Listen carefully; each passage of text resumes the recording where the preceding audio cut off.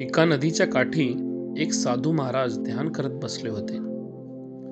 ध्यान संपवून जेव्हा त्यांनी डोळे उघडले तेव्हा त्यांना दिसले की नदीच्या प्रवाहामध्ये एक विंचू वाहत चालला आहे आणि तो बुडण्याच्या बेतात आहे. साधू महाराजांना त्या विंचवाची दया आली.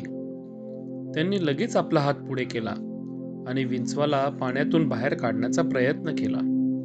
पण जसे त्यांनी विंचवाला स्पर्श केला तसा विंचवाने त्यांना जोरात डंख मारला.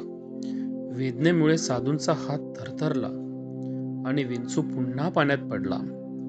साधूंनी पुन्हा प्रयत्न केला. विंचवाने पुन्हा डंख मारला. असं 2-3 वेळा झालं. जवळच उभा असलेला एक माणूस हे सर्व पाहत होता.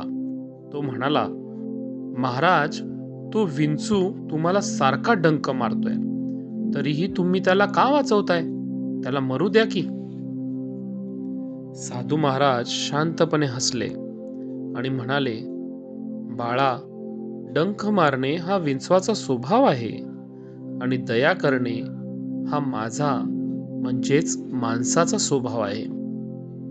जर तो आपला दुष्ट स्वभाव सोडू शकत नाही तर मी माझा सज्जन स्वभाव का सोडू? साधूंनी शेवटी एका झाडाच्या पानाचा आधार घेतला आणि त्यावर विंचवाला चढवले आणि त्याला सुरक्षितपणे काठावर सोडले. लोक तुमच्याशी कसे वागतात यावरून तुमचा स्वभाव ठरवू नका.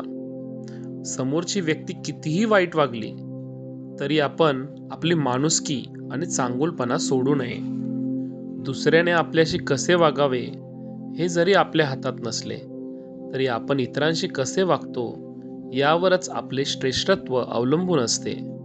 या कथेतील साधू महाराजांचा विचार तुम्हाला कसा वाटला हे कमेंटमध्ये नक्की कळवा. नवीन असाल तर चॅनलला सबस्क्राईब करा आणि बेल आयकॉनला क्लिक करा. धन्यवाद.